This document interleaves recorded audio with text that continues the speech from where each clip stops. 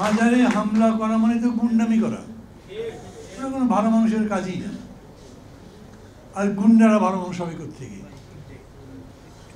না, আমি কারা এটা করেছেন তা কিন্তু জানি না। আপনারা যে কথাবার্তা বলেছেন, আপনারা রাজনীতি করেন না, একটা সামাজিক সংগঠন, কিন্তু কথাবার্তা বলবার ক্ষেত্রে আপনারা আমার চাইতে, মানে আমি একজন পলিটিশিয়ান কিন্তু আমার চাইতে ম্যাচিউরড। কেন বললাম? আপনাদের কথার মধ্যে থেকে আমি বুঝতে পারলাম না যে হামলাটা করলো কারা, কি Awami League, Indian, BNP, government বা কারা।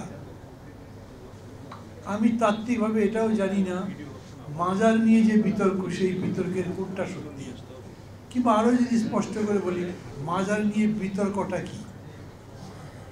আমি খাজা মঈনুদ্দিন চিশতির মাজারে গেছি, ফাতিহা পড়েছি, দোয়া করেছি, মোনাজাত করেছি। মজা কি জানেন? আমার সাথে প্রয়াত কমরেড তোহা ছিলেন, নাম শুনেছেন? কমরেড তোহা খুবই ব্রিলিয়েন্ট একজন মানুষ, কিন্তু কমিউনিস্ট। তো ওইখানে গেলে পরে যেরকম ওই চাদরের নিচে মাথা ঢুকিয়ে দিতে হয়, উনি মাথা ঢুকাবেন না। তো ওখানকার খাদেম যারা আছে তারা বলছে, কেন আপনি মাথা দেবেন না কেন? উনি জবাব দিচ্ছেন না, বয়স্ক মানুষ। ওরা খেপে গিয়ে একসময় বলছে, আপ क्या है, क्या कोई मिनिस्टर है, कोई एमपी है, क्या है, आप कितना पावरफुल है?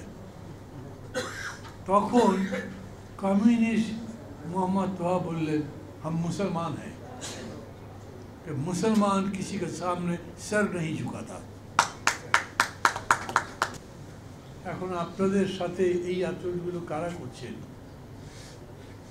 খানকা কি সমস্যা করলো আমি তো বুঝি না। এখন কেউ যদি বলে খানকা কোনো ইসলাম প্রচারের জায়গায় হতে পারে না, বলতে থাকেন, কিন্তু আমি একটা খানকা বানিয়েছি, আমি বুঝি ধর্মটা কি, মানুষকে কিভাবে এই ধর্মে আকৃষ্ট করা যায়। হতে পারে তো পারে না।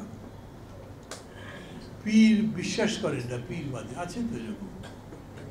আমি কিছু কিছু সুফিবাদের উপর পড়েছি, আমার এরকম বলেছে সুফিবাদে জ্ঞানের চর্চা হয়, এটার জন্যে জ্ঞান চর্চার পথ এটার মধ্যে উন্মুক্ত থাকে। আমি বইটাই পড়ে যতটুকু বুঝেছিলাম।